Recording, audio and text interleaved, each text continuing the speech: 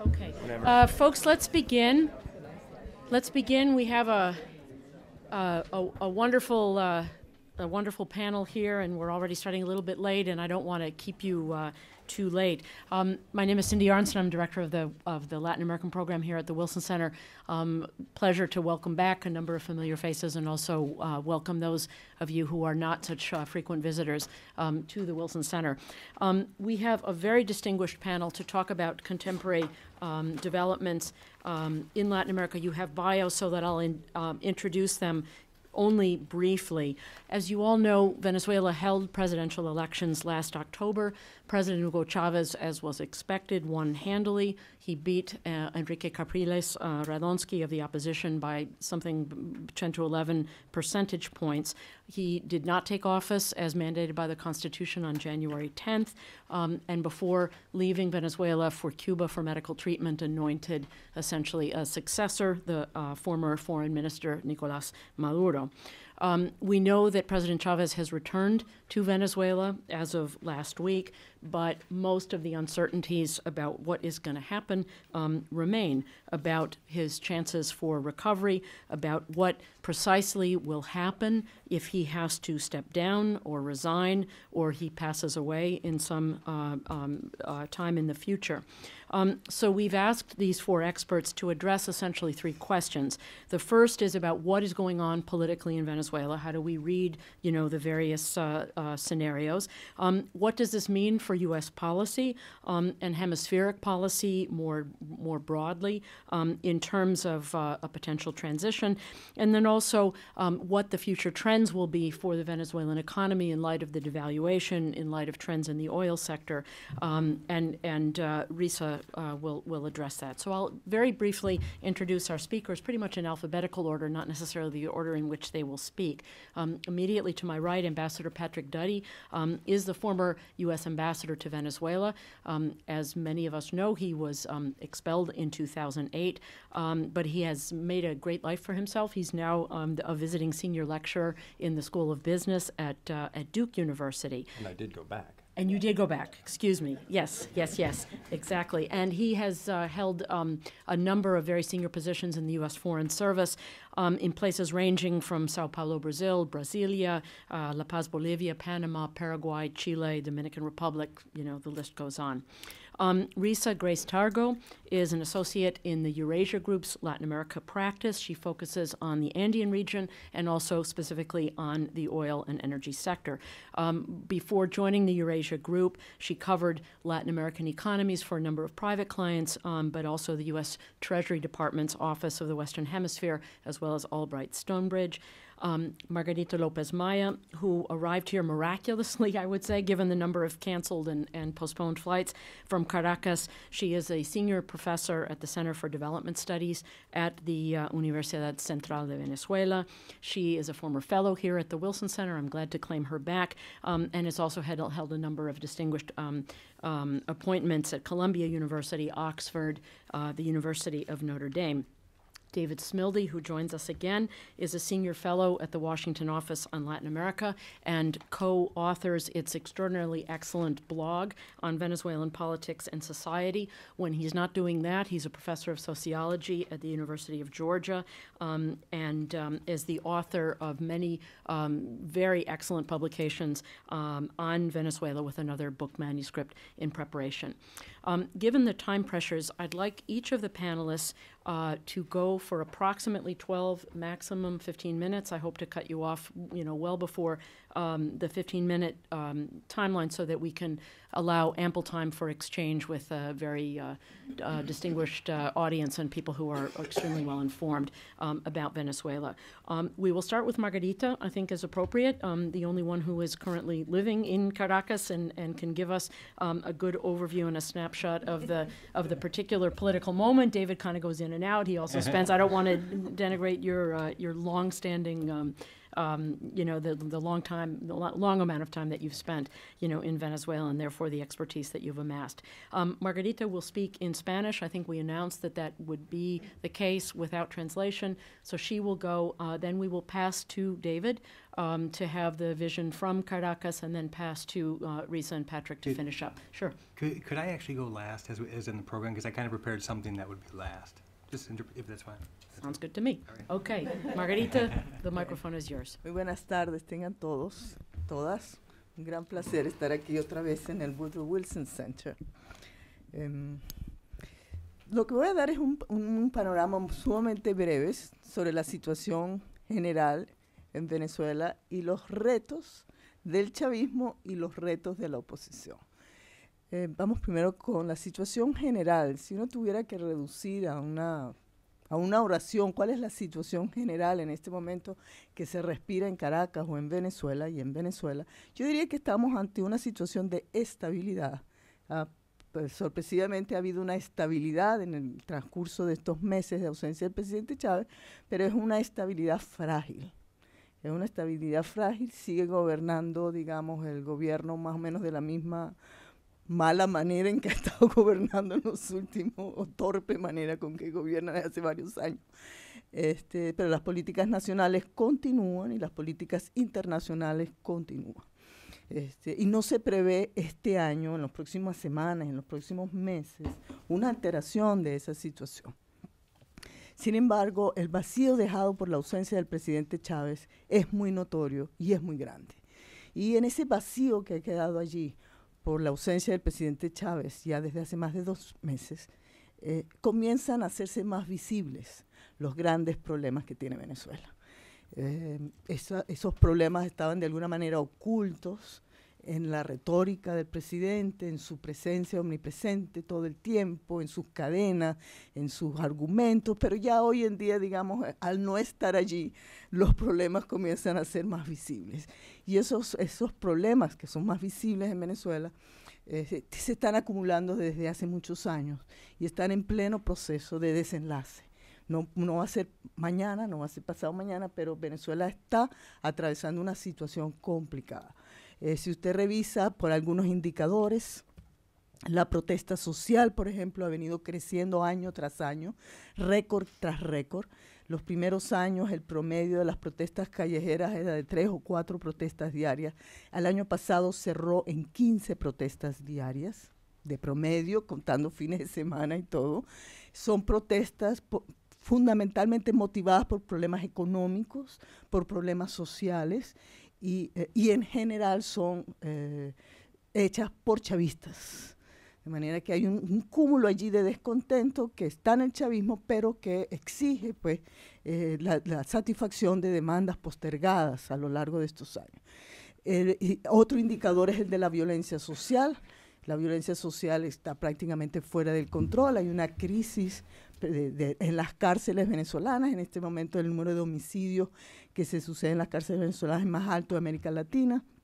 Venezuela está pues en el dudoso honor de ser uno de los países más peligrosos del planeta, y la ciudad de Caracas cerró ayer, el año pasado por encima de los 100 homicidios por 100.000 habitantes, en lo que es pues sin lugar a dudas la capital más peligrosa de América Latina. Y otro indicador que quiero mencionar y dejar porque me parece que esa crisis económica que se está desarrollando en Venezuela desde hace años, pero que el precio del barril petrolero, ya el año pasado cerrando por encima de los $100, de alguna manera oculta y mantiene la arruga moviéndose hacia adelante, pero que está allí. Hay un modelo económico que no es viable, realmente no hay un modelo alternativo económico más allá del rentismo y de la distribución del ingreso fiscal petrolero hacia los sectores chavistas y populares, en su mayoría, pero no hay un modelo socialista alternativo viable económicamente, y Venezuela se desarrolla, digamos, montada por el ingreso fiscal petrolero. Ya comenzó a señalarse esa crisis, la devaluación es del 46,5%, el gobierno ha anunciado otras medidas, y esta es una situación que comienza a ser que a medida que el tiempo pase cada vez más turbulenta. y le presenta al chavismo grandes problemas. ¿Cuáles son en este momento para mí quizás el desafío más importante que tiene ese grupo de hombres y mujeres que están al frente del chavismo en un momento de ausencia de ya más de 2 meses del presidente Chávez? Yo diría que están en un proceso de reconfiguración de lo que fue el chavismo en el pasado, que la presencia del presidente Chávez ha comenzado a salir del escenario, a rebajar. Ya en las redes sociales comienza a aparecer la imagen de Nicolás Maduro, pero se trata de en lo fundamental de un grupo de personas, de una dirección colectiva que está tratando, pues, haciendo un gran esfuerzo por legitimarse como los sucesores del presidente Chávez. Esto para mí no es menor, porque yo digo que una de las cosas que circula en Venezuela y que creo que es muy atinada es que el chavismo son por lo menos 2 grandes grupos. El chavismo institucional, el del liderazgo, el de los ministerios, el del partido, el que obedece al partido, vamos a decirlo así, que es el que está en control de los poderes públicos, que ha ganado 20 de las 23 gobernaciones, pero es una burocracia a la cual, digamos, no tiene mucha ascendencia sobre lo que es el otro grupo del chavismo, que es el chavismo popular. Ese chavismo, que es el mayoritario, vamos a decirlo así, que son las bases que apoyaban al presidente Chávez, que están vinculadas directamente al presidente Chávez por lazos emocionales, por lazos simbólicos, por lazos que confían en él y que de alguna manera a lo largo de las elecciones se manifiestan en protesta y en desconfianza hacia el chavismo institucional. En la última elección del 7 de octubre, más de 1.800.000 votos no votaron por el PSUV, sino que votaron por los otros partidos del polo patriótico, en lo que era una clara indicación de protesta y de rechazo al Partido Socialista Unido de Venezuela. Y ese es, creo yo, el gran reto que tiene el chavismo y el gran esfuerzo que está haciendo, y posiblemente una de las causas de postergación de elecciones en Venezuela, porque están tratando de fortalecer la figura de Nicolás Maduro con vistas a unas elecciones que pueden ser o en un mes o a finales de año. En todo caso, creo que el tiempo temporal es más temprano que tarde y seguramente limitado a este tiempo. Hay muchos recursos para sujetar este chavismo popular díscolo, desobediente al chavismo institucional. Están las misiones, están los controles de los poderes públicos, está la práctica en este momento de construcción de una religiosidad alrededor del presidente Chávez. En fin, hay muchos recursos y el escenario más probable es que si se producen unas elecciones, mientras más temprano se produzcan, más posibilidades es que el resultado sea a beneficio, pues, de Nicolás Maduro. Ahora, a mediano y largo plazo, ¿es sostenible el liderazgo de Nicolás Maduro o el de una dirección colectiva? Esa es una pregunta muy difícil de responder. Este es un liderazgo bastante mediocre, que llegó hasta el final con Chávez justamente porque no destacaba ninguno y que su principal virtud es ser leal al presidente, y que ahora se ha visto después de 14 años en necesidad de tomar decisiones, un grupo dirigente que no ha tomado decisiones en 14 años porque todas las decisiones las tomaba el presidente Chávez. Finalmente, ¿cómo queda la oposición entre sus retos de corto y mediano plazo? La oposición se ha sentido derrotada de una manera muy contundente en las 2 derrotas electorales que sufrió el año pasado, y de alguna manera esas derrotas fueron percibidas como unas derrotas devastadoras, por decirlo de alguna manera, ¿no? Yo no las leo así. Yo creo que tuvieron un buen desempeño, un desempeño positivo con cara al formidable liderazgo que tenían que enfrentar, un adversario, pues, dueño prácticamente de un petroestado, de una maquinaria mediática muy poderosa, de todos los recursos en las misiones y de una personalidad carismática. Sin embargo, como resultado de esta derrota de la oposición, ellos se ven en este momento débiles, fragmentados, con tensiones internas, cuestionándose los unos a los otros, y no les resulta fácil desarrollar una estrategia que les permita enfrentar a un adversario que, digamos, que no tiene ni siquiera mucha claridad si se deben radicalizar, si deben mantenerse en la moderación, cómo incluso denominar al presidente, si está moribundo, si está vivo. Es una situación políticamente muy difícil, Y quizás, yo diría, entonces, para terminar, posiblemente es más acertado una estrategia de mediano plazo, en donde se puede ir conformando una posición más sólida, más clara hacia el futuro en sus propuestas, y donde, digamos, puedan tener más lazos de vinculación y de unidad entre sí. En este momento yo creo que van a salir de todas maneras unidos, pese a las tensiones y a los conflictos que tienen, porque al igual que el chavismo, en este momento dividirse sería un suicidio.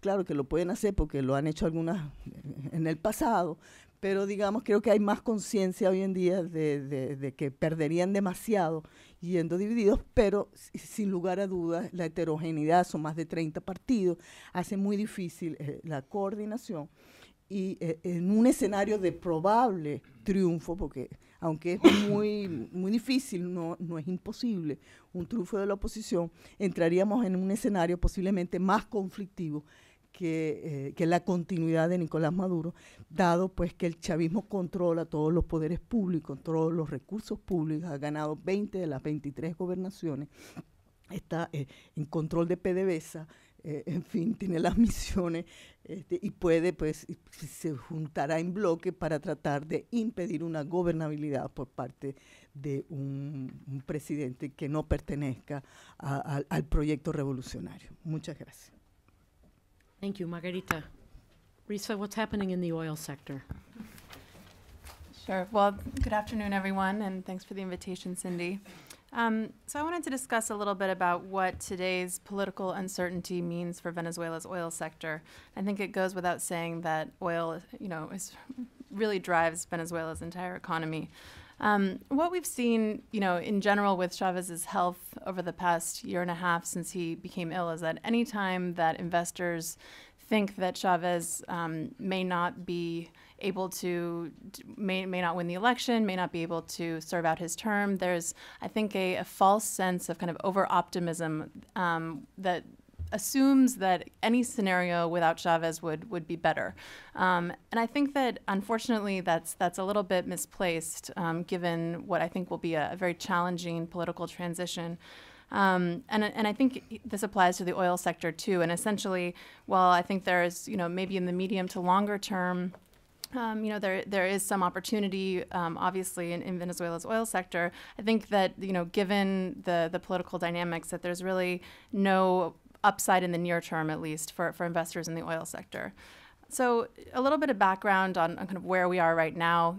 Since Chávez came to office, we've seen a decline in oil production that's now stabilized. We've seen a little bit of an increase in the past few months, but a decline in oil production that's essentially been offset by very high revenues that have provided the government with immense resources with which to fund their social programs.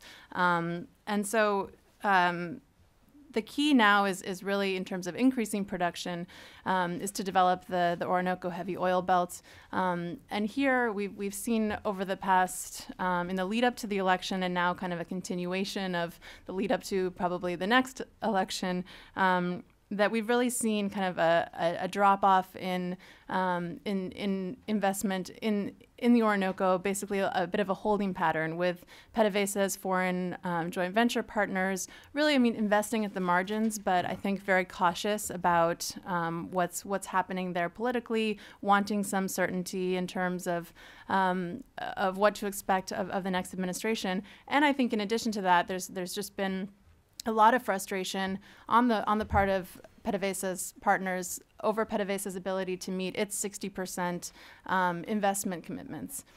So here we've seen a lot of delay in the build out of necessary infrastructure.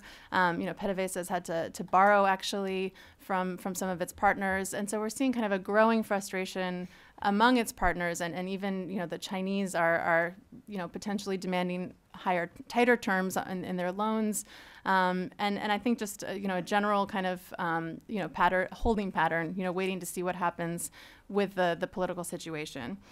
And here, PDVSA's ability to invest, it's really been constrained by the fact that it's become, the financing arm of Chávez's programs. It's also really limited by the fact that a lot of its oil is already committed to China. We have petrodiplomacy programs such as Petrocaribe, through which Venezuela is giving away a lot of its oil, or at least bartering a lot of its oil, and also, growing domestic demand for heavily subsidized oil.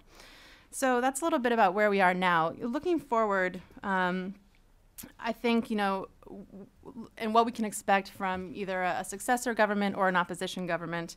From a successor government, I think in the likely event that we have new elections, and I think a likely event that Nicolás Maduro wins, I think we can essentially expect more of the same. And I think there's been a little bit of wishful thinking out there lately that that Maduro would be more pragmatic or more kind of centrist than Chávez. And we really don't see any evidence to suggest that this is true. I mean, he's been a member of Chávez's inner circle for a very long time. He's close to the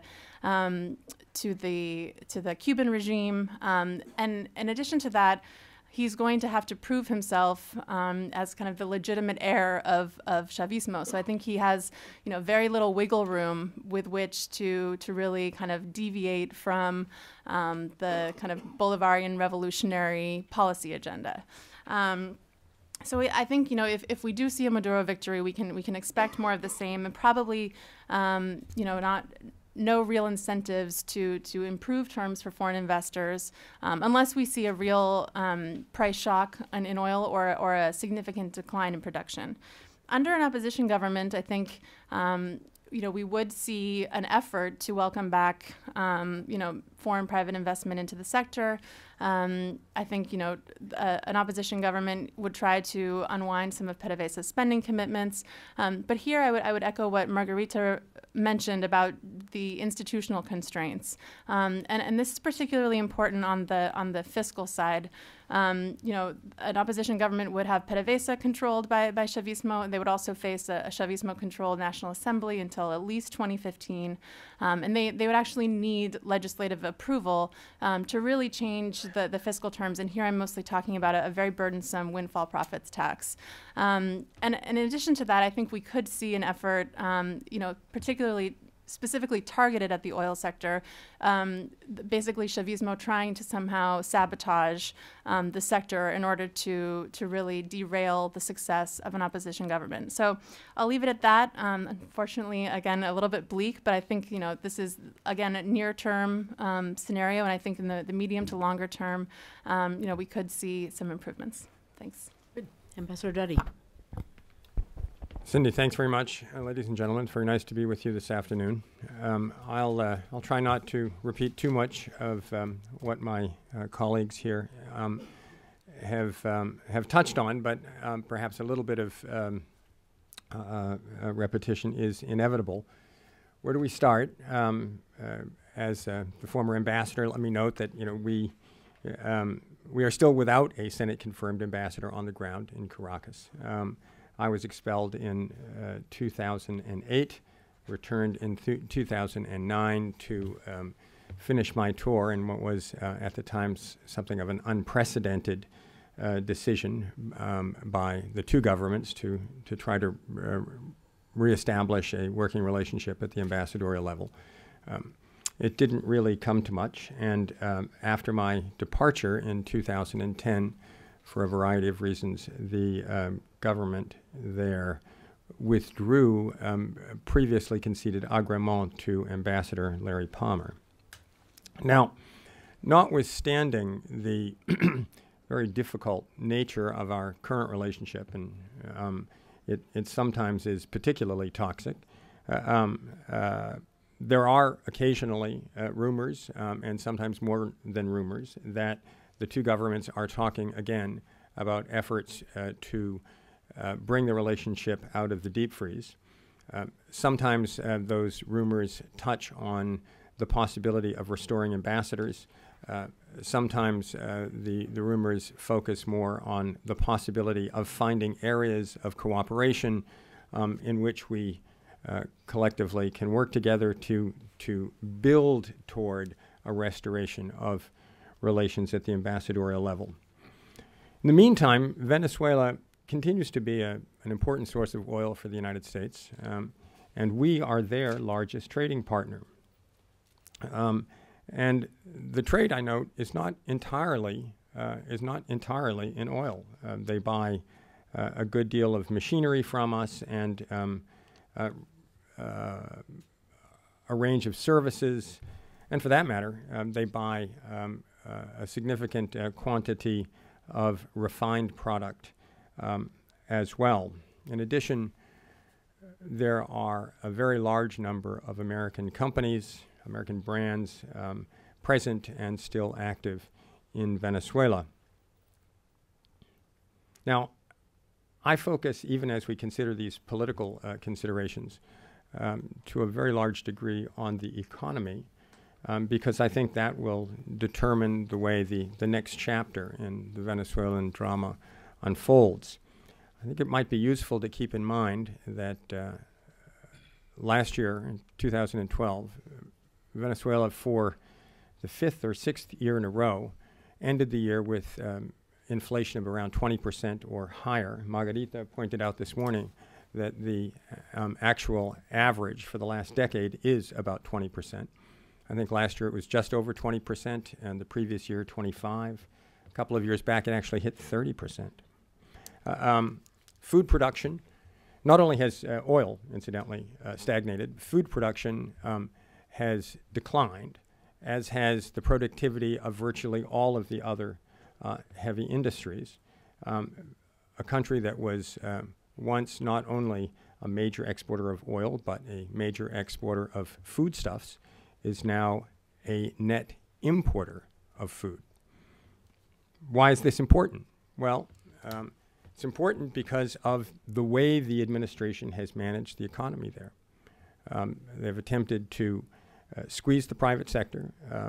President Chavez has repeatedly underscored his intention to completely transform the economy into a socialist economy.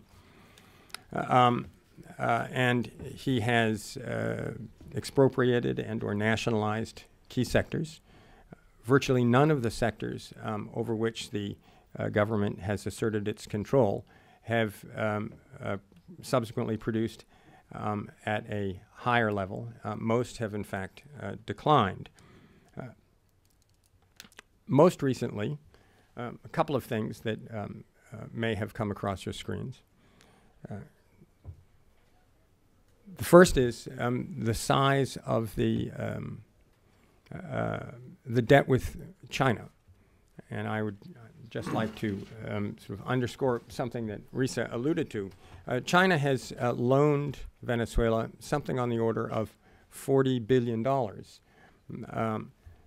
It may be just under that, I'm not sure. The numbers that I see go back and forth. But a significant piece of that $40 billion, something on the order of $32 billion, is to be repaid in product, that is to say, in oil shipments. Well, what does that mean, and why is that significant? Well, what it means in a country that has seen oil, that initially saw oil production drop and then stabilize at a relatively lower level than prior to President Chavez's election in 1998, is that a portion of future receipts are already being spent, right? Are already being spent. A portion of future receipts have already been received in the form of Chinese loans. Now, over the last decade in particular, President Chavez and his administration have implemented a very ambitious social program. Some of those, and the individual pieces of which are known as misiones. Some of those misiones have been sort of objectively successful. Many, according to outside analysts, have not. Most have been well received by President Chavez's own base, by President Chávez's own base, and these misiones have largely been underwritten by the government. Said more simply, the government has been paying for this stuff, and they've been able to do so because of the extraordinarily high oil receipts. For that to continue, because the government's, the nomina, that is to say the number of people employed by the government, and the number of misiones has expanded steadily over the years, for that to increase, the government has to continue to enjoy something like the same revenue stream. And that has to be caveated today in no small measure because of the combination of factors that have frequently of late been in the news. On the one hand, the issue of the loans and how they're being repaid.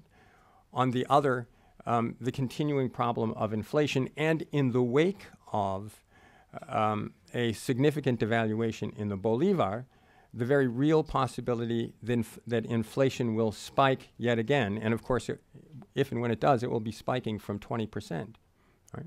Following years of high inflation. And then finally, there's the issue of infrastructure. Part of the reason that Venezuela is apparently now importing a significant number of refined petroleum products from the United States is because of some of the refinery fires that have made the news. But it's not just a matter of refinery fires. There are regularly reports of blackouts and brownouts and energy rationing throughout the country.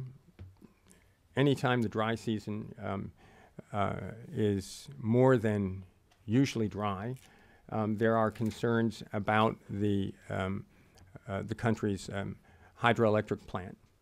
And it is, for most people, axiomatic at present that President Chávez has invested in the social programs at the expense of both the oil sector and other important infrastructural elements of the economy.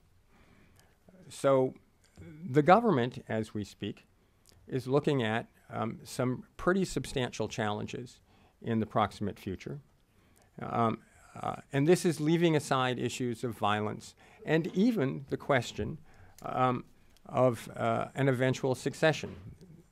They have serious economic challenges. I personally think certainly in the long term, but even in the midterm, we will see oil production increase in Venezuela. Venezuela probably has the largest proven and probable reserves in the world. And indeed, I once heard one foreign oil person make the comment that, speaking in terms of the reserves, in Venezuela, he said, all the risk is above ground. You basically can drill anywhere and get something that will burn, right? You can get something, and something that you can sell to someone somewhere. There's plenty of oil there. There's plenty of gas there. And that, of course, makes the fact of the sort of continuing stagnation of the sector even more puzzling and, I'm sure, confounding to the administration. There are a couple of other things that I think are significant in the current circumstances. Now, we know that President Chávez won re-election in October with a substantial margin, 10%. As has happened in the past, there were those who would insist that the margin of victory should be caveated by a commentary or with a commentary on the substantial advantages the government enjoyed as incumbents. Some would say abuses, but my own sense is that the margin of President Chávez's victory, both this time and on a number of occasions in the past, has been great enough that while the margin might be in dispute, the outcome probably shouldn't be. And there is ample evidence, if you will, documentary evidence, of the strong sentimental connection between President Chavez and his base. Right there. I recall seeing some video after the elections in October of Chavistas literally weeping with relief in the street, weeping with relief that the president had been reelected. I think we often miss that up here over time, that for all that he is much criticized by the MUD and by others in the hemisphere, sometimes by various international organizations and NGOs, et cetera, he retains a connection to his base that is very powerful. And it is this base which has largely made possible his multiple re-elections. Now, there are a couple of other points to this that I think are relevant, particularly now that President Chavez has been out of sight for a couple of months. One is the reaction of the hemisphere, both to his re-election, to questions about his re-election, and more recently to the Supreme Court decision, to the insistence of by his political allies that his swearing in could be postponed as he recovers from cancer surgery. What ought that tell us? Now, for me, at least, the significance is that the hemisphere is largely unconvinced, at least at this point, that the quality of Venezuelan democracy is anyone else's business. Prior to the election, it was quite clear that Brazil, for instance, or at least the PT and former President Lula, were clearly hoping that President Chavez would be reelected. Since his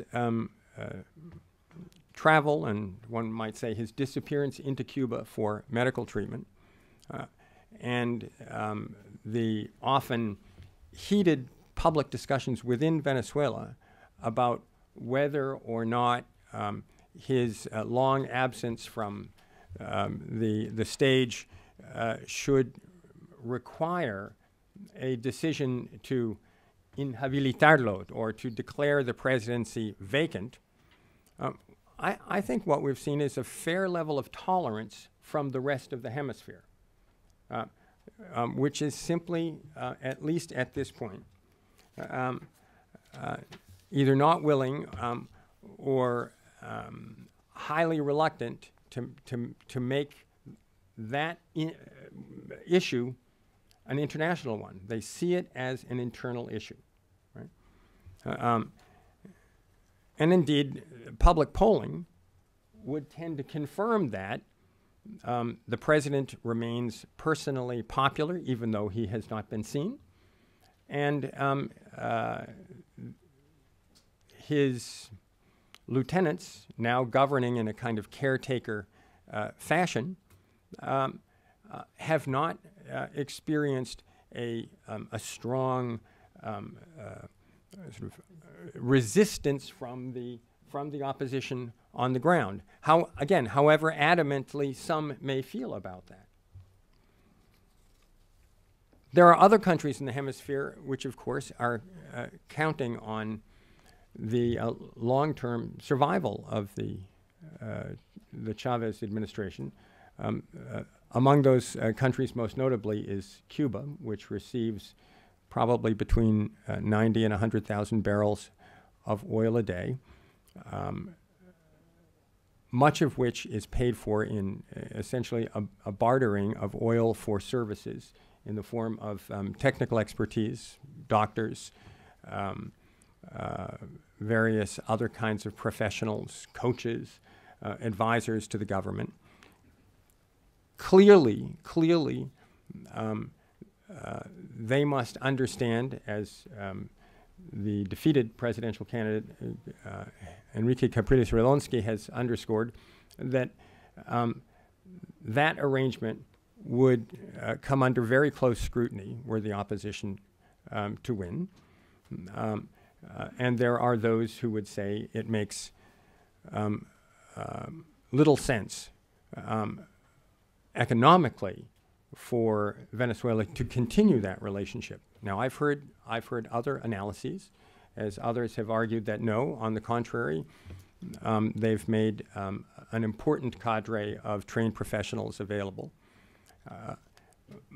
But I would note that Capriles-Radonsky and others have argued that the Chavista administration's very generous foreign policy is something that the country can't afford at a time when many Venezuelans are still poor, notwithstanding the fact that poverty has been substantially reduced during the Chavez administration. The other Petrocaribe partners receive less than does Havana, but it's at least important to understand that they are that the partnership offers them deeply discounted financing for up to 40% of the cost of a barrel of oil, and most of the smaller economies of the Caribbean, which are partners through the Petrocaribe program, have very few resources of their own. And so this is an important program to and for them. President Chavez's ALBA alliance, the Bolivarian alternative for the Americas, is not synonymous or identical to the Petrocaribe partners. There are Petrocaribe partners who are not part of ALBA. The ALBA countries are also in somewhat different circumstances. Obviously, Ecuador has oil of its own, Bolivia has gas, and they both have a certain amount of, they've both exercised a fair bit of independence, although they ideologically align with President Chavez. I think it's difficult to see exactly how that alliance would fare in the absence of President Chavez. But as I mentioned to an earlier group, for what it's worth, we don't actually know what the state of President Chavez's health is. We don't know exactly what the nature of his cancer is. And the caretaker senior administration has made clear that they consider President Chavez to be in charge, notwithstanding the fact that he is out of the public eye. So we don't exactly know what's going to happen with that. But I think that, and I'll just close with this note, I think that we can expect a couple of things. I think we can expect that if there is another presidential election in the short term, it will be hotly contested on the one hand, but clearly conducted in the wake of the death of a figure who has become more than a political leader. And while that is true, it is also true that the PSUV of President Chavez has not conducted a presidential campaign without President Chavez at the head of the ticket, and so the possibility of a change will certainly loom large in the thinking of some. That said, the president's party is deeply, deeply entrenched, and I'll just finish on that point. The Chavista loyalists control the legislature, the Supreme Court, the Electoral Tribunal, the State Oil Company, and the higher echelons of the military. So whatever happens, if an election is required, it seems clear that Chavismo will be a reality on the ground, whoever is sitting in the executive's chair. Thank you. Thank you. David, you asked to be cleanup. Okay, thank you. Thank you, Cindy, for organizing this, and to Veronica as well, and to you all for turning out. This is great. When I saw the program that Cindy sent around, I saw myself as fourth after three very knowledgeable people, and I thought to myself, what can I possibly say after these three? So I Let thought... me interrupt for a second, only because Smildy starts with an S, and therefore No, there was that's no fine. order implied other than alphabetical. That's right. I'm That's sure fine. that's dogged you your whole life. So. And so I thought I would try and do something a little different today. Oh, I'm sorry.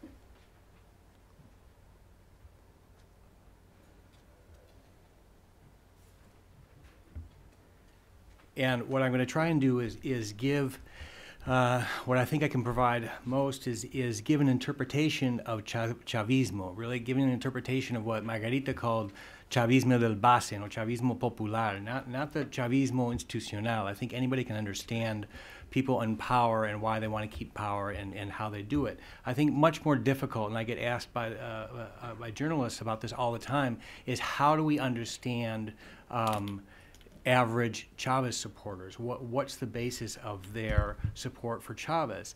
And I want to look at this. I think what we've seen in the media in the past really year or so, but especially since Chavez's illness has gotten much worse, significantly worse, is we basically see two explanations that consistently come up. One has been around for a long time, and that is the idea of interest, that people support Chavez because they have an interest in it. And so oftentimes, and the second is that there's this strong wellspring of emotion which undergirds people's support for Chavez. I think both of these are true.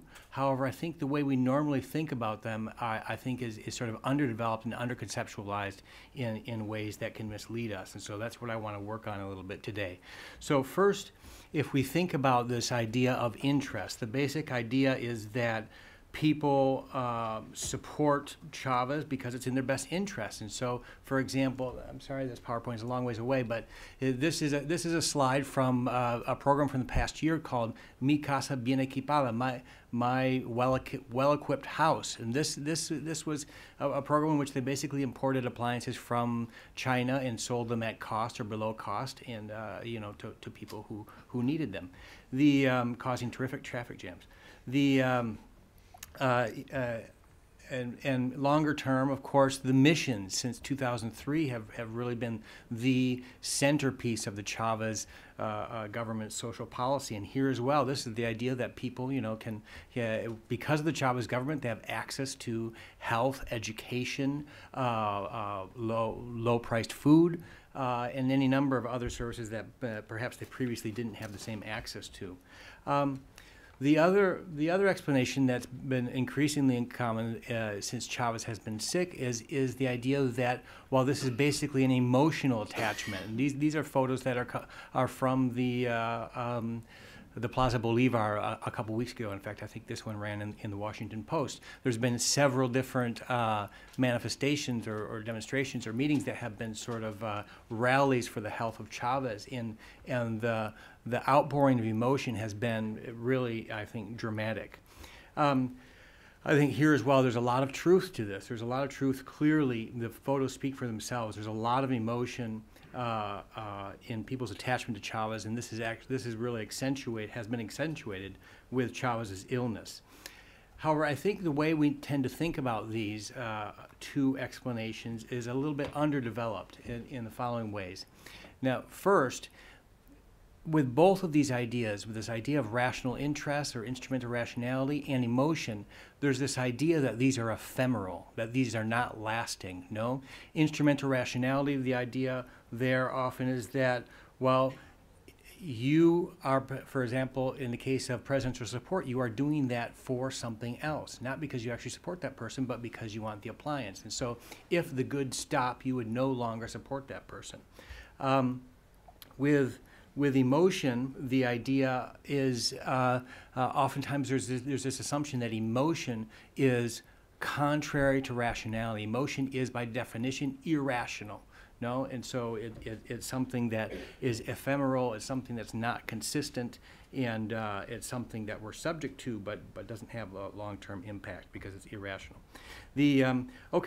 So what I'm going to do is do a little digression and just run through a couple of points from social scientific research on rationality and emotions that I think can help us develop a little bit thicker understanding of people's support for Chavez.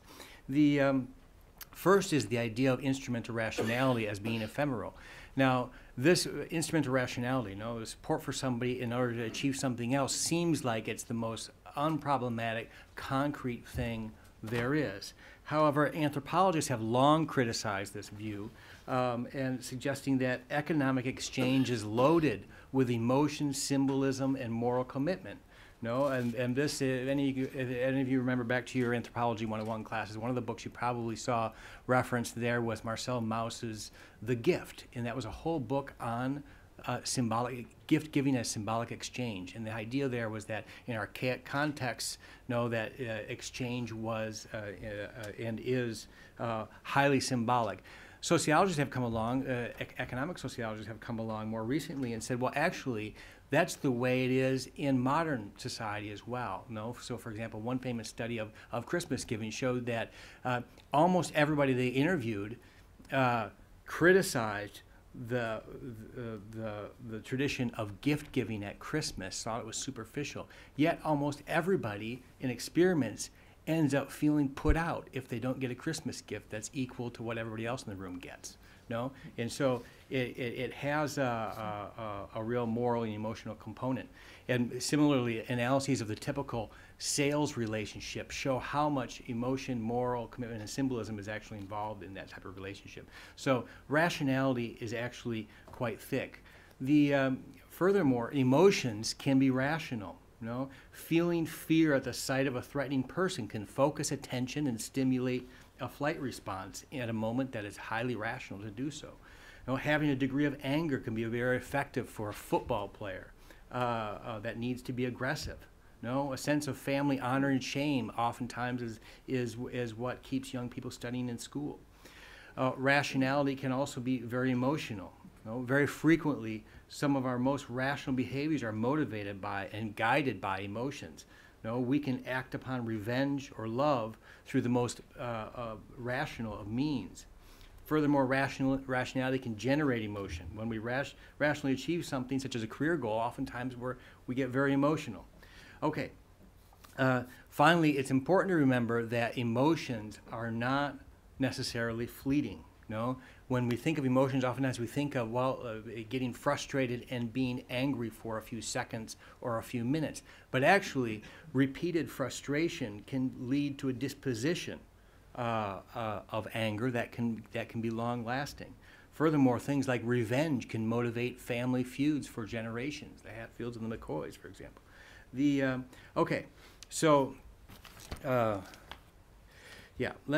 Just think of one quick example, and we'll return back to Venezuela. Think about what could be more rational than gaining entrance into a university, getting a degree, and maintaining contact with the alumni network. However, if you look at it closely, the whole process is suffused with emotion.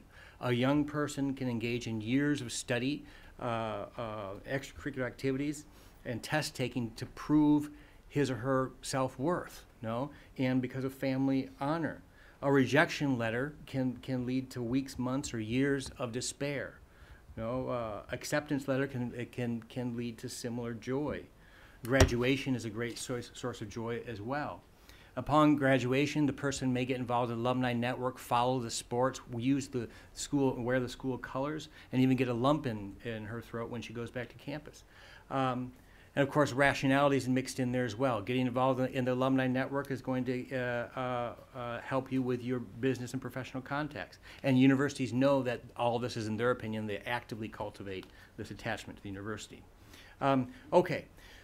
So, is going to the university to get an education and maintaining contact with the alumni network rational or emotional? Well, it's both at the same time, and furthermore, its rationality depends on emotion, and its emotion depends on rationality. My point here is that this is the same thing with Chavismo. It amounts to an inextricable tangle of rationality and emotional. Inextricable, I said, not inexplicable. Inextricable tangle of rationality and emotion And in that sense, it has something in common with a lot of things we do. Okay, so let's get back to Venezuela and think about how this engages in this context. Let's think about the idea of security. Of course, security is a term that originally, is something that was basically used in international relations and talking about theories of war. More recently, it's been expanded with the idea of citizen security and how to prevent crime and violence. But within social sciences, within political sociology, it's been picked up and been used in a more comprehensive sense of well-being and predictability. Now, this distinction is going to be a little bit simplistic, but I think it provides a good heuristic. We can think of the basis of security at the individual level as having sort of two poles. Those whose means of ensuring security function best at the local level, and those whose means of ensuring well-being and predictability are not tied to locality. And of course, most people are going to be somewhere in between and have an interesting mix. Let's first look over here at the right side where it says extra local. This is where most people in this room are. Our bases of security do not much depend on locale or even nation. They depend on the capital we've accumulated. And for those of us who haven't accumulated capital, it depends on our credentials, our degrees, our curriculum vitae, professional achievements. It also depends on our professional and business networks. So one of the main things that happens in a meeting like this is that you meet new people and expand your networks afterwards. I'm sure people will be exchanging cards. Finally, it also depends on our cultural capital, our ability to speak languages, to talk about other places and people, as well as say what the New York Times published yesterday. Now, most of your average Chavez supporters are over here on the left side, and that is one of the reasons it's so hard for people like us to understand them. Their livelihoods depend on the national economy, things like growth, liquidity, inflation, low inflation, unemployment, social solidarity, family and community networks and mutual assistance, common culture, language, norms, and identity that underline us as a community, as a people. And in this sense, in these terms, think about what the Chavez government has done. It has basically worked to shore up this left side of this continuum. Its economic policies have maintained an overvalued, inflated currency, which has maintained imports coming in, and ever-increasing public spending has generated economic growth, albeit accompanied by inflation.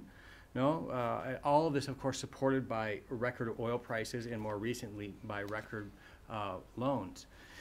The missions have been framed in terms of social solidarity, free medical care, educational opportunities, access to low-priced food, job training, appliances. This fits into the need for well-being through social solidarity.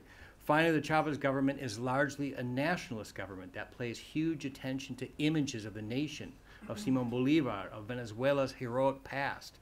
All of these nationalist images give a sense of belonging to a collectivity that has a sense of commitment to the individuals that are part of it. Let me just say, just in case I'm going to be misunderstood, that this should not be taken as advocacy. None of this means that Chavez's path is the right one. In fact, I think even with Venezuela's vast oil wealth, it does not seem like a sustainable path in the medium term, or perhaps not even in the short term.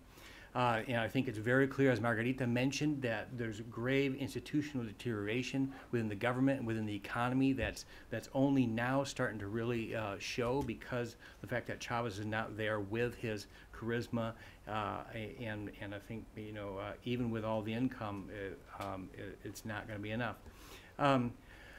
So the point is not that. I don't think it's a sustainable model. The point is simply to point out that this Chavismo Popular, this base support for Chavez is entirely understandable. It's entirely understandable for the rationality and emotion to be tied into the support for the Chavez government. Okay, I'm going to skip ahead a little bit to the very end and just say, what is the take-home from all of this? I think first, It's simply wrong to think that Chavismo, the phenomena Chavismo popular, is going to fall apart soon after Chavez dies. It's a rational, emotional, moral complex of images, discourses, identities, networks, and practices that will not simply dissipate once Chavez is gone. Furthermore, as Margarita mentioned, the people who carry this project forward right now are fully aware of this and are doing everything they can to make the charismatic image and persona of Chavez portable and transferable. No, the key slogan seems to be, "We are all Chavez" now. However, the good news about this is that I think since this is not simply a wellspring of irrational and unpredictable emotion, we can think of Chavistas as people that can be engaged. It might not be as easy as simply inviting and discussing differences around a table, but we can understand the complex and understand, smart diplomacy can understand the complex and understand how to engage it, the optics of it and the symbolism of it. Okay, finally, just to hit it again, we know what this is about. I didn't get into what exactly illiberalism is, but let me just say, processes of globalization challenge the existence of the nation state, of nations really. More concretely, processes of globalization challenge the nation as community, implicit in the idea of nation state, and leaves large segments of the population feeling vulnerable and socially insecure. In such a situation, illiberal movements that emphasize national sovereignty and economic, social, political, and cultural inclusion will hold significant attraction. Whether they are neo-socialist, neo-fascist, or Islamist, it's entirely rational for people who are not highly educated or not connected to global flows of politics and capital to support these movements. In Venezuela, as elsewhere, they need to be engaged as rational people with legitimate and understandable interests. Thank you. Great. Thank you all to the presenters for succinct and for presentations that have opened, I think, our thinking a lot. The floor is open. So please wait for a microphone, and it would be great if you can identify yourself so that all of us can know who's asking a question. I see 4 hands across the center, so let's take an initial group of 4 questions, starting here, then this woman here with her hand up, across at the edge, and then there was someone in the center here, yes, also. So we'll start with this gentleman here on my left.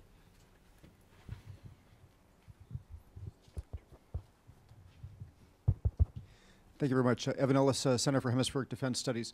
One of the names. First of all, thank you very much to the panelists for excellent presentations. One of the names that I was listening to hear and did not hear was Grais-Targow, as well as the other oligarchs. We can talk about people who've somewhat disappeared in the past, Rangel Silva and others. In this moment in which China's willingness to give loans is drying up, the Russians are turning around in frustration, others are maneuvering, and Maduro looks nervously one side to the Cubans and other side to the possibility of moderates. What role do people like Grais-Targow play in this, play in the success, play in the power transition, and where do those people sitting in the background drive a future government, especially if it's one Maduro, especially for Ambassador Duddy, but for any of the other panelists who want to answer? Sure. Evan, if you could just pass the microphone here across the way to this, yeah. Hi, thank you. Erica Hernandez from Georgetown University. I would like, first of all, thank you very much to the presenters. I'd like to know, what do you see as a possible regional effect in case of new elections in Venezuela? And what would the effect in the Cuban economy be, and would there cause some sort of new possible transition effect, a political effect there? Thank you. Okay. We're here. My name is Valentina Socias, and I'm from SAIS. I wanted to ask basically about how long can it be delayed, the elections itself, in the sense that they're being delayed for a long time. And I would like to know your input on how long more could the elections be delayed. And also, if actually the current economic situation could be a social and a political trigger. There was somebody over here on the side. Hi, thank you everyone for the presentation. My question is sort of echoes what Dr. Ellis was talking about, which is the other players within the PSUV. What exactly can we expect to happen in terms of the level of cohesion? It seems that before Chavez left, everybody was talking about an internal fight, and that didn't come to happen. Is it possible, or can we expect that in the case of elections, and if in fact Maduro is going to be the candidate, that same level of cohesion that we've seen over the past couple of months will continue? Who on the panel would like to begin? Margarita. Begin. I mentioned already that in face of survival, the elites unite. They have a big challenge in front of them in Chavismo, the institutional Chavismo, and they have to survive. I mentioned that in October the 7th, the victory of Chavez was not only with the party, the Socialist Party, the United Socialist Party of Venezuela, but that they really needed the votes of the other parties in order to win the Mesa de la Unidad. And those other votes aren't exactly votes of other parties. Those are votes of the popular Chavismo that doesn't want to vote for the party. It is like a protest vote inside Chavismo against the party and against the institutional Chavismo, the leaders. And this is something that has been going on always. So, so the main concern of the institutional Chavismo is that these people will go out to vote for them if the elections comes. And I have the impression they are not sure that these people are going to vote for them, because they're not going to vote maybe against them, but they may stay at home, and that would make the difference.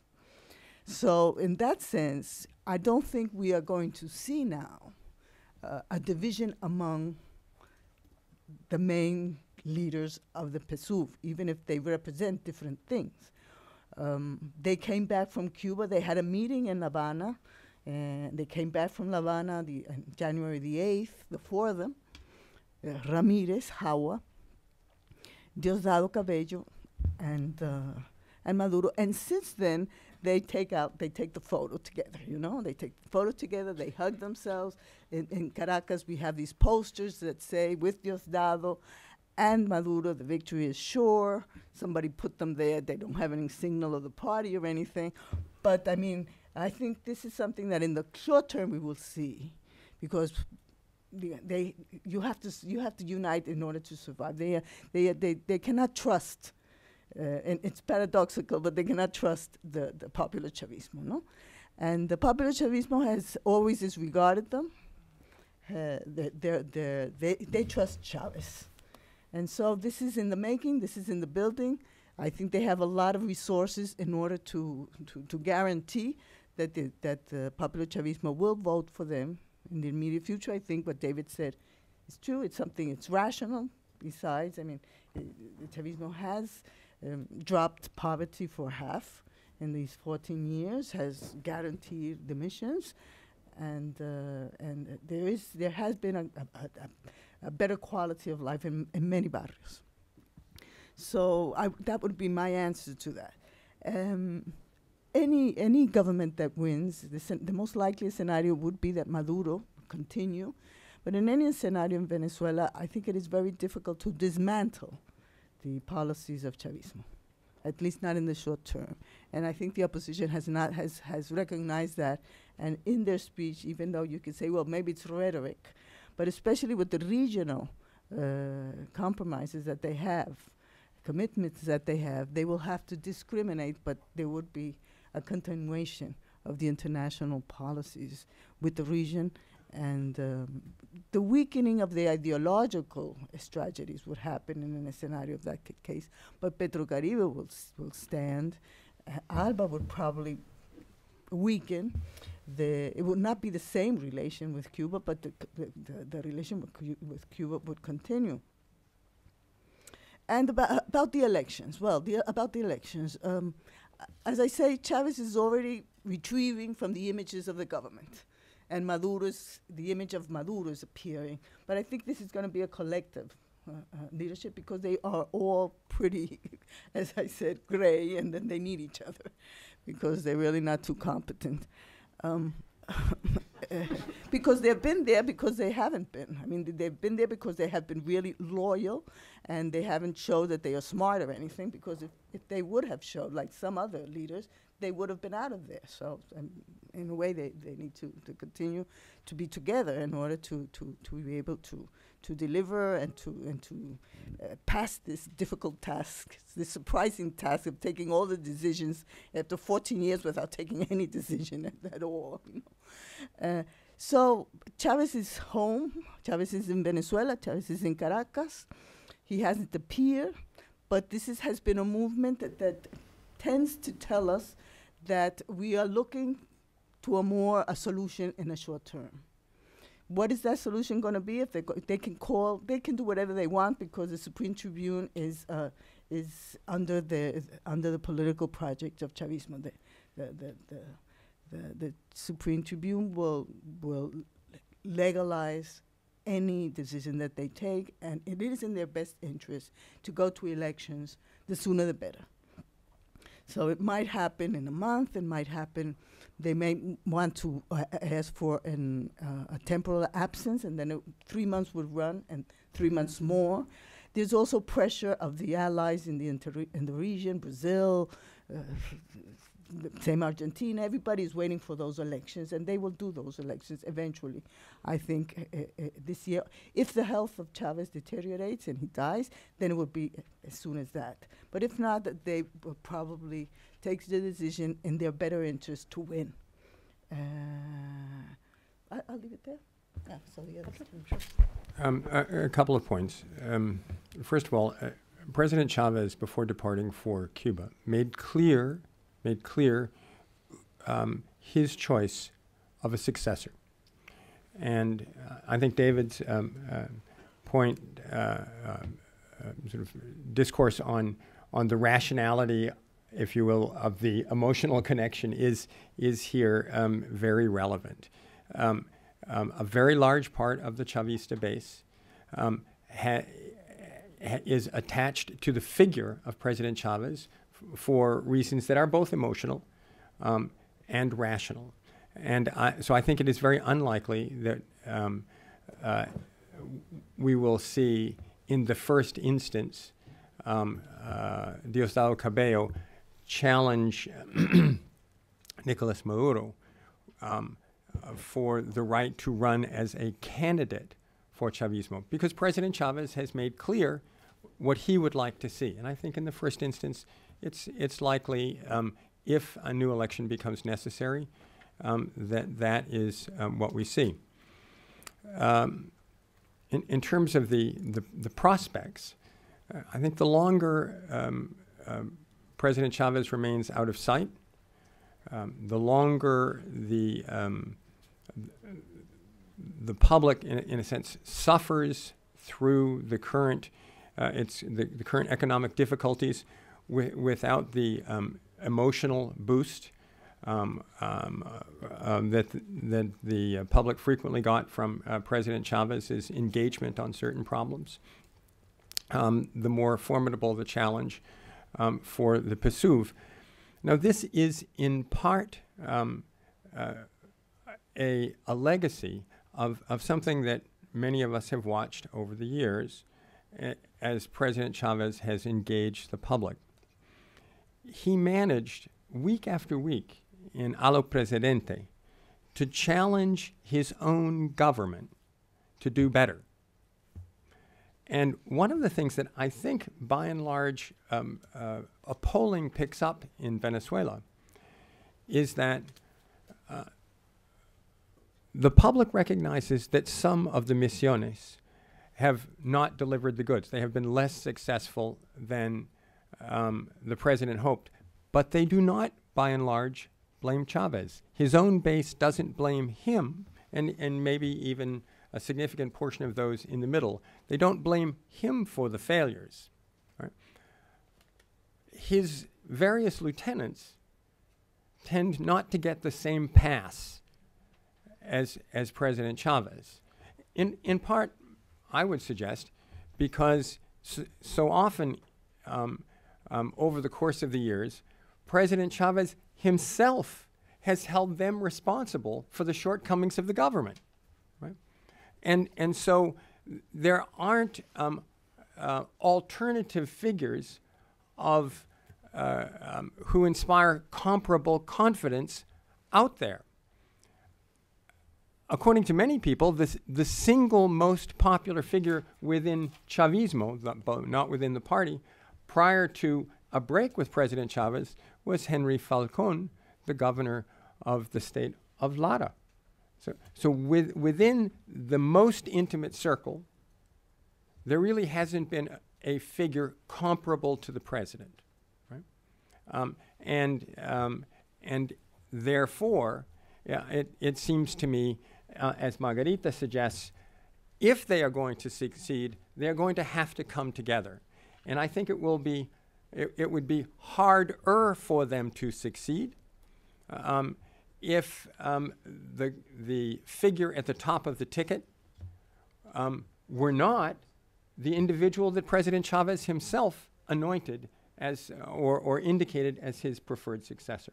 I just think that, you know, practically speaking, we've seen the strong ties that exist between President Chavez and his base. As Margarita points out, that tie is often not necessary, is often directly to the president and not necessarily to his party. David points out that there is an expression that is commonly heard now, which is "we are Chavez," right? What I would note is the expression isn't "we are socialists" or "we are Bolivarians." It's "we are Chavez." And so to the extent that there is a separation, there is the tendency to view Chavez as a phenomenon above his own party. This is a challenge for those who would succeed him. So do you want to take on the China question at all? Do you want to address that, or I don't want to put you on the spot, but I'm just wondering whether you might have anything to add on that. Sure, in terms of what Cabello would, what role he would play in managing the relationship, was that the question? And the implicit question is that there's some evidence from the Chinese, especially with the rejection of the most recent loan package, right, that the Chinese, at least during this session, are not providing extra funds, which creates a liquidity crisis for whatever government. The implicit question then was not necessarily that Maduro is behind, or that Maduro would cede and Cabello would actually run, but rather you've got Cabello basically applying pressure behind the scenes on Maduro. But so the implicit question is, do you see China or others coming to the aid of the government? And if they do not, what does that mean for the internal political situation of the government, whether it's Maduro or others? Well, that's a good one. No, I think that, I mean, look, the Chinese want to be in Venezuela. They're very interested in the resources. So they're playing. They're in it for the long run, I think.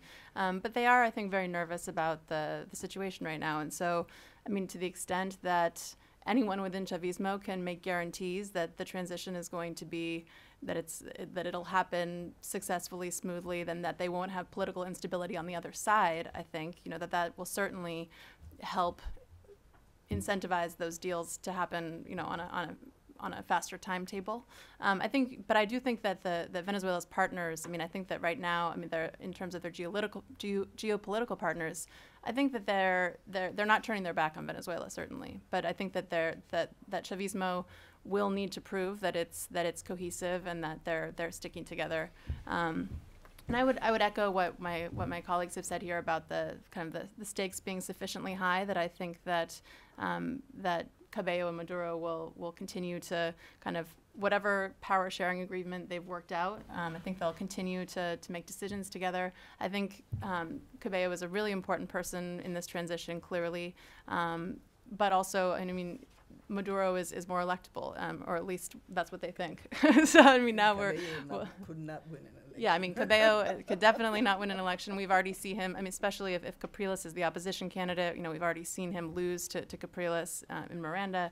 So I do think that you know, the cohesion and representing that is really important right now. To the question over here, I would say that I think, you know, after a transition happens, I think that unity is going to be a big issue, that governance will be an issue, and particularly in an environment where the new government will have to make some difficult political adjustments. We probably need another devaluation. Obviously, can't keep up the same levels of fiscal spending that are kind of still continuing from the election. So I think there's going to be, you know, very difficult adjustments to be made. And if you have a leader that's much less charismatic than Chavez, it's obviously going to be more difficult to kind of sell that to the public. So I think in an environment where you have a less popular leader making difficult decisions, that those, you know, maintaining unity after a transition is going to be very, very difficult. But I think it's obviously in their best interest.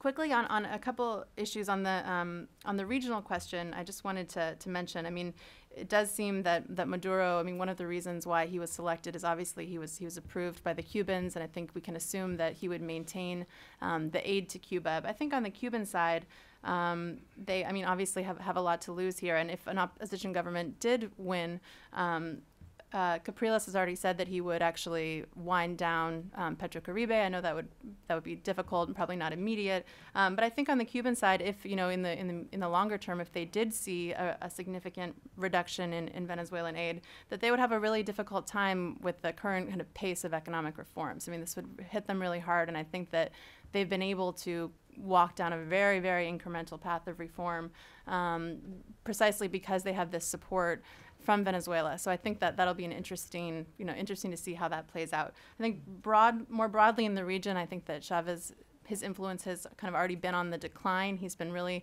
focused with his resources at home. And I think we've seen kind of over the past few years, the kind of Lula model of the leftist movement in Latin America seeming to win out in terms of what other leaders, Ollanta Humala in Peru, are doing. But that said, I think that a lot of these governments that kind of followed the Chavez model do have staying power in their own right. Maybe they don't need him, but they certainly, I mean, Correa, Morales, that they've followed in his footsteps, and those models will probably continue.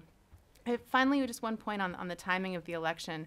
I just wanted to mention one thing that we haven't really talked about here, that I think that the timing of the elections is really going to come down to Chavez himself. And if we were thinking about this strategically, you know, I think that the government should have, if it weren't up to Chavez himself, that the government would have called for elections a long time ago, because the longer we have Maduro out and about and losing credibility, and also dealing with these economic difficulties. I mean, ideally, strategically, they would have had elections before a devaluation, kind of riding high on the December regional elections. So I think that tells us that this is really ultimately going to be a decision by Chavez himself, either that he recognizes he really can't assume office, or that he actually passes away. So I think that's going to be the real determinant there.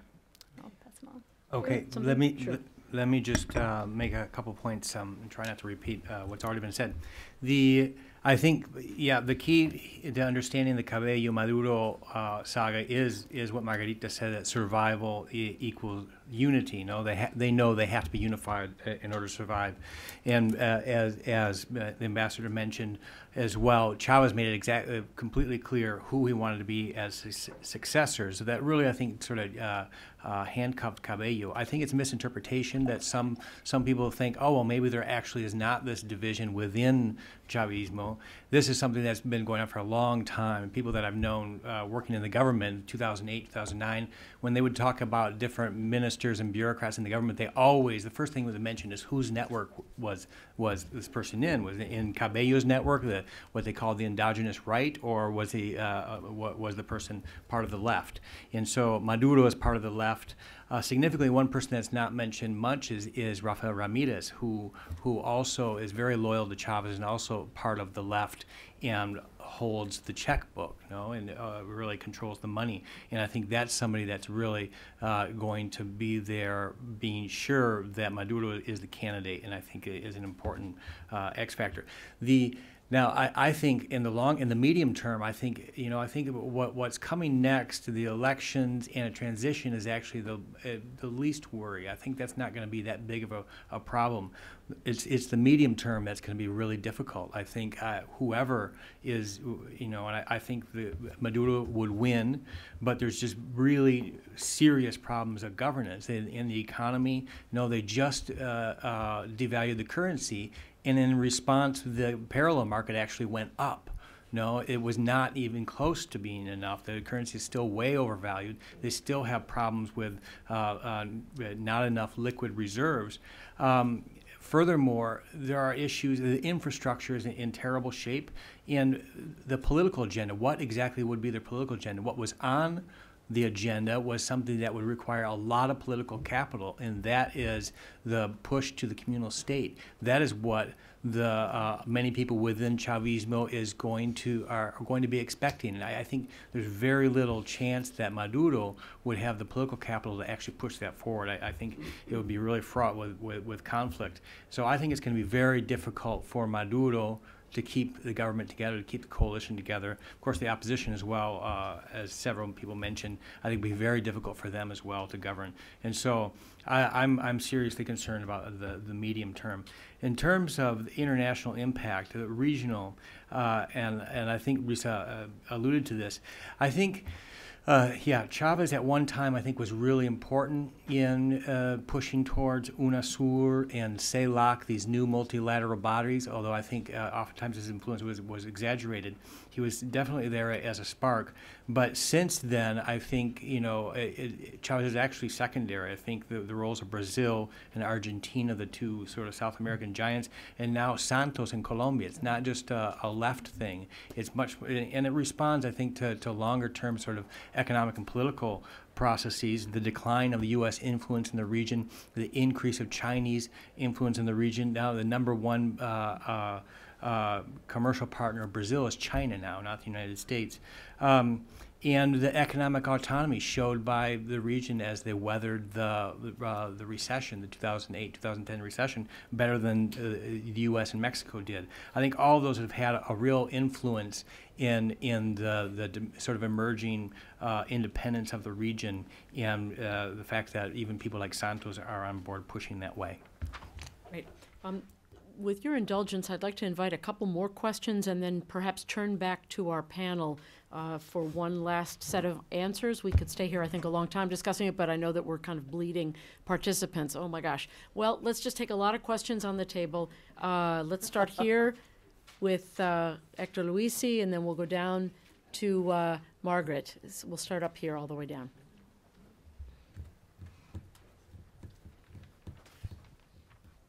We were starting Margaret, here, let's start down here with Hector, if that's all right. Yeah, we'll come back to you. Thanks. Thank you very much. I'm Hector Luisi. I wonder if the panel would be kind enough to address the issue of the armed forces in the transition, particularly the army. President Chavez, rather out of character, went to the Navy for which is very out of character throughout the region. And I'm just wondering how you see the role of the armed forces in a transition either to Mr. Maduro or to whoever might win if the case may be of the opposition, but specifically the army, which is where Teniente Coronel Chavez comes from. And a very minor question, do you feel that Secretary Kerry will be different than Secretary Clinton regarding Latin America? She was very well regarded in Latin America for a democratic administration. Thank you very much. Sure. Down the line. Margaret Daly Hayes. Thank you very much. My question really goes to Margarita, but perhaps with comment by the panel, and it deals with the opposition. You've talked a lot about the cohesion of the opposition, and I'm always reminded of John Adams' exhortation of his own partners in the American Revolution that we must all hang together or we will surely all hang individually. Is there a consciousness within the opposition parties? It's ludicrous to have 30 opposition parties contesting for national office. Is there a consciousness of the need to work together for the medium and long run if they are to be a credible force at all? Thank you. I think there's a lot of other questions. I'm not sure we're going to have time for all, but Cynthia, please go ahead. Thanks. These are terrific presentations. My question actually follows on Margaret, so I was wanting to hear more about the opposition, and specifically that you mentioned that there are divisions, and if you could elaborate on the nature of those divisions, strategy, whatever. And on the other side of the room, Mark, did I see your hand? I don't know. Okay. Okay, right here, and then I think we'll call it a day. David Sarabian, State Department, WHA PPC. I would like to know what next short-sighted financial fuel Venezuela will use, because first they've gone through the oil, then they've gone through loans. Obviously, they've gotten all of the people drinking the Kool-Aid, so to speak, and buying the votes to keep them in power. And obviously, as was stated, that the people that are intelligent are not in the upper echelons because it's all the loyal people that are there. What is the next thing that they're going to do to keep the people happy, to keep them in power? Because obviously the people are going to keep voting for them if, without increasing my taxes, I have new appliances, and my mother, who is going to die, now gets health services and was able to survive. That's my question. Okay. Let's come back. David, why don't you start? You were at the end of the line before. Okay. Yeah, these were all questions that I had myself. As far as the armed forces, it's really hard, I think, to say anything about the armed forces. One of the big casualties of the Chavez administration has been public information in many sectors, but no sector more than the armed forces. It's really difficult to know. I mean, we know that Cabello has, of the people that are on top, Cabello is the one that has the most links into the armed forces. We know that there seems to be evidence that people in the armed forces are involved in drug trafficking. We also know that Chavez did two things. He talked to the nation on December 8 and December 9. He went and talked to the armed forces. And so that tells me that they're not as clearly in Chavez's camp as you might think. And so I think there's a big question mark there, and I think it's really hard to know. Maybe some of the other panelists will know a little better. As far as the opposition and the consciousness of the need to work together, I think absolutely they have the consciousness. I mean, I think already since 2008, when they came together and put together a largely unified slate of candidates for the regional elections, they've had that understanding. Now, their main vehicle is the Mesa de la Unidad, the Unitarian. So they understand that, but actually doing it is quite different, and I think that's where the real challenge is, because they have parties that are from far left to far right that are part of the Mesa de Unidad Democrática, and there's a lot of people that have real aspirations within them. So in that sense, it's like any political situation. The understanding is there that they have to be unified. I think they can be unified for an election. As far as once it gets down to actually governing, I think the politicians in the Mesa are probably the least worry. I think a bigger worry would be the other forces, the banks, the other parts of the private sector that actually support them, and what they would actually want, the people that want expropriations to be rolled back. I mean, I think there's all kinds of question marks what would happen in an opposition government. But I think, for the election, I think they can largely be unified. Risa, you want to go next? Sure. I mean, I would echo what David said on the opposition. I think one beyond the question of cohesion, I think it's really a question of just whether they believe they can win or not. And I think right now, they're very demoralized following their defeats in October and December. So I do see that they understand that they need to be unified, but there seems, I think, in terms of their ability to win an election, I'm worried that it's a bit of a self-fulfilling prophecy, that they don't necessarily think they can do it. I also would just add that, so far, I think Capriles and the kind of moderate factions within the opposition, which also is definitely a spectrum, have really been able to convince the MUD more broadly to kind of play a smart game in terms of Chavez's health and be respectful, to not really push back on the fact that we skipped the inauguration, that there's a lot of question marks here, and they've been, you know, I think playing a very kind of respectful and pragmatic game, assuming that elections are going to be called soon. But I would say that I think that the longer that elections are put off for, the more I think it's going to be difficult to kind of maintain that strategy. And you will have factions of the opposition, I think, starting to make more noise, potentially, you know, organizing, you know, a little bit more vocally in the streets. And we've already seen that. But I think that that strategy might be difficult to maintain.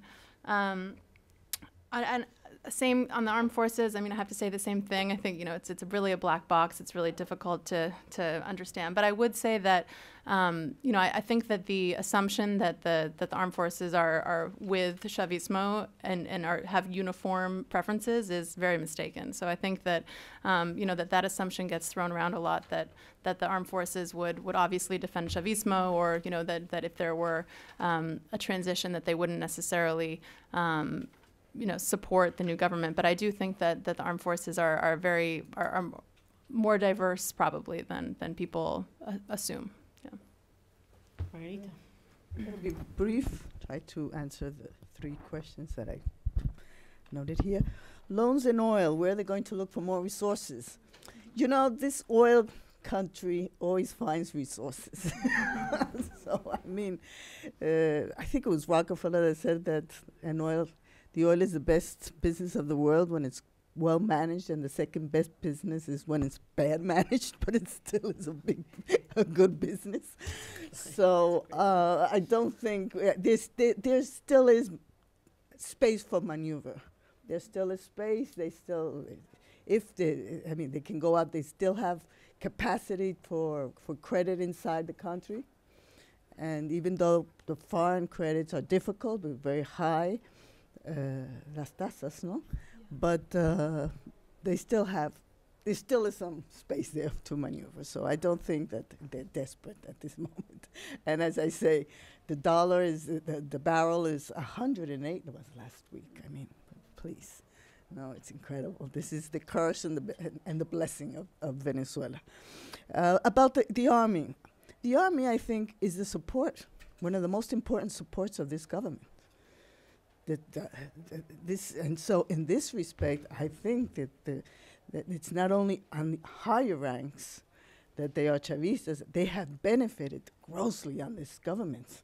So even though we might think that there still is some strength in the institutional side, Chavismo wins elections.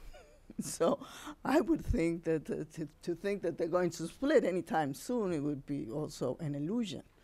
They have been profiting from this government. There has been purges, several in this government. They have good businesses, some maybe illegal, arms, drugs. So, and they are, together with the poor people, the 2 bases of the Chavismo. They saved Chavez on the oil strike. And from then on, it is very clearly one of the 2 main supports that Chavismo has. And about the opposition, I think they have gone a long way since 2004, the oil strike and the coup, and especially the parliamentary elections of 2005, when they gave Chavismo 100% of control over the parliament. And what has happened because of that. We have all the laws of the communal state approved. And of course now the problem is, I think, that Foreign Minister Nicolás Maduro doesn't know anything about this because he has been foreign minister. So he doesn't talk about it or say anything about it because I think he doesn't know anything about it. And on one side, and on the other side, the governors now, those votes are not of Chavez, like Chavez used to say. Those votes are mine when you win. Now those votes are of the governors. And I don't think they would agree with the communal state because they have to pass their budgets to communal state. But in any case, I think that the opposition has walked a long run since 2005. It is conscious of the necessity of unity. I think the division there is, and one of the conflictive points there in the opposition is the struggle between the old and the new.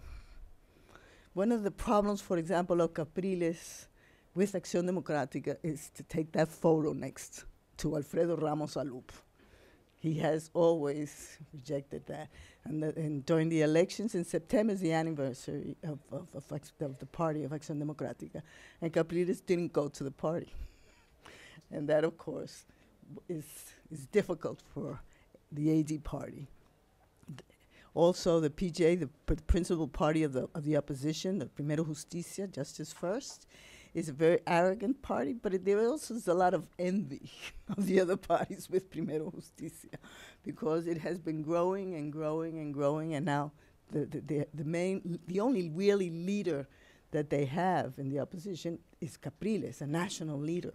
So the other parties feel diminished in the face of this leader, and of course all these are tensions that are inside there, more than ideological tensions.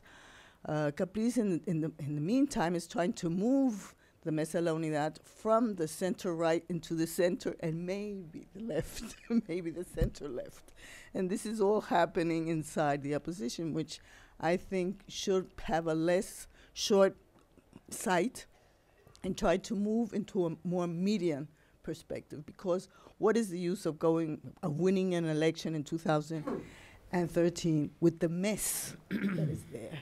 You are going to be responsible of what is going to happen. So you have to have a strategy. You have to work on that realm, but it's much more important. What the midterm, as David said, is much more important, because there you can take the fruits of what you have sown. Well, I guess to summarize on the opposition, it's important to remember that it is a coalition of parties. The Copayanos and Adecos and others are traditional rivals. Now, while that is true, on the one hand, Capriles-Radonsky represents an interesting phenomenon. If he, in fact, is a candidate for the presidency again, it will, if I'm not mistaken, be the first time that an opposition figure challenges either President Chavez or a Chavista successor for the second time.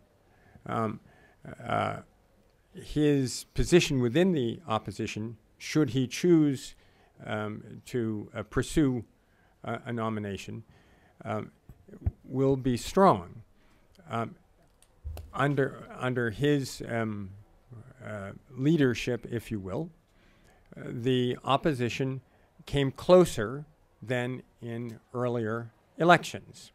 And if you simply, look at the numbers, the Chavismo, or support specifically for President Chavez, increased 700,000 votes over 2006, but the opposition gained much more than that, well over 1 million additional votes.